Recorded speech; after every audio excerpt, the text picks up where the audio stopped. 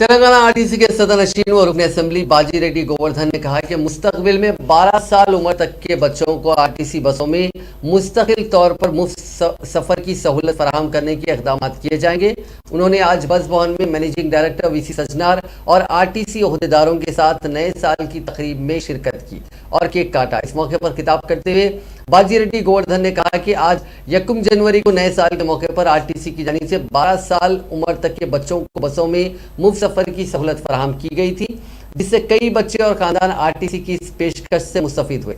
मुस्तकबिल में मुस्तकिल तौर पर 12 साल तक के बच्चों को मुफ्त सफर की सहूलत फराहम करने का मंसूबा है। अगर ये मंसूबा अमल में आता है तो बच्चों के साथ उनके वालिदैन भी आरटीसी बसों में सफर करने को अव्वलीन तरजीह देंगे। बाजी रेड्डी गोवर्धन ने कहा कि इस फैसले से आरटीसी बसों के ऑक्यूपेंसी तनासुब में इजाफा होने की उम्मीद है। उन्होंने कहा कि संक्रांति के मौके पर आरटीसी की जानिब से बसों में सफर करने वाले मुसाफिरीन से कोई जायद चार्जेस वसूल नहीं किए जाएंगे। जायद चार्जेस का बोझ मुसाफिरीन पर आयद करने का आरटीसी का कोई इरादा नहीं है। उन्होंने कहा कि आरटीसी की आमदनी में इजाफा करने के लिए नई स्कीमात मुतारिफ करने का मंसूबा है। नए साल में मजीद नई स्कीमात शुरू किए जाएंगे। उन्होंने कहा कि कॉरपोरेशन को नुकसान से बाहर निकालने के हर मुमकिन इकदाम किए जाएंगे। చైర్మన్గా ఎండీగా నియమించిన తర్వాత ప్రభుత్వం గౌరవ ముఖ్యమంత్రి గారు కేసీఆర్ గారు రెట్టింపు ఉత్సాహంతో మేము ఎంకరేజ్ చేసే సందర్భాన్ని పురస్కరించుకుని అందరూ కూడా చాలా ఉత్సాహంగా పనిచేస్తున్నందుకు అందరికీ ధన్యవాదాలు తెలియజేస్తున్నా.